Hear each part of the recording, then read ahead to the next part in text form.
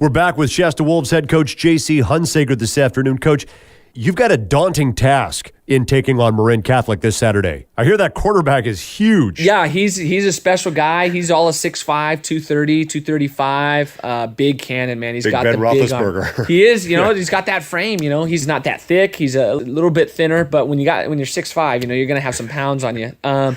He's gotten multiple Division I offers from a lot of schools across the nation, but the one that he's verbally committed to is Oregon State, just up the freeway there in Corvallis. And there's a reason why he's gotten all those offers. The kid is the real deal. We don't see that kind of caliber quarterbacks up in our neck of the woods very often. However, this year we were lucky enough to see another Division I quarterback bound from DeMonte Ranch, and he had a very good game against us. If you take him out of the equation for DeMonte Ranch, it might be a little different outcome on the scoreboard. So we have been having to prepare for that kind of caliber quarterback in the past, and we're just trying to take into consideration what we didn't limit him in the past at DeMonte Ranch, and how can we change that moving forward in Marin Catholic. And then not only is the quarterback going to Division I, there's a couple wide receivers / tight end that are bound to D1 schools. University of Cal is one of the guys, and then Navy. So they got some talent on the edges, and we've got a big job to try and slow those guys down and keep them out of the end zone. Our DB's got their hands full. Our D-line's got to put pressure on them. Our linebackers got to capitalize on when we're stunting them and sagging off to passing lanes to cut down his efficiency. When you look at this game and you know the way that your team has played all year, very big powerhouse offense, but also a very good defense. I mean, you've kept opponents very low scores all year, while at the same time as the offense has run kind of amok. Yeah. Are you looking at one more than the other, or is it just completely, look, fellas, I need everybody to come out and show up and do their job? Yeah, it's all hands on deck at this point.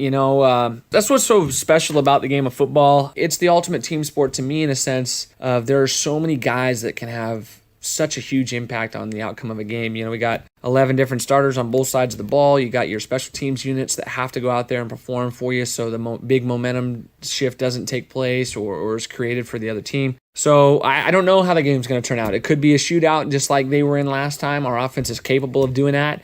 It could be a defensive battle. I know our defense is very capable of playing solid football, and they got studs on that defense from Marin Catholic, so they may be able to shut us down. I just hope that our guys never show any signs of quit, and I think we're going to be in this thing till the end. So I was saying last week when we were watching the Chico game, you guys jumped out to a real early head start, and you just felt them quit. At least I kind of felt like that.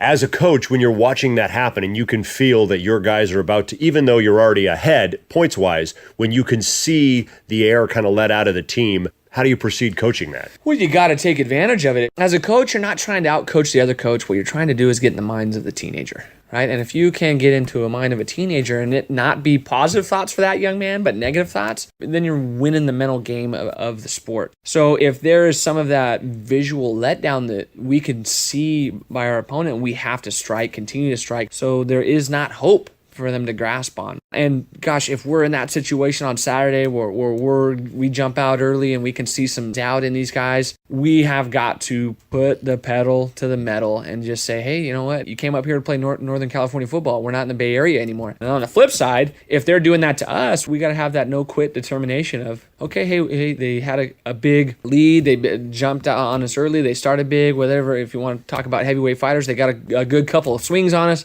but we got to bounce back. And I think in that point, you start teaching life lessons. Hey, when life gives you lemons, what do you do with it? I mean, you can say those things, but you got to live it and show it.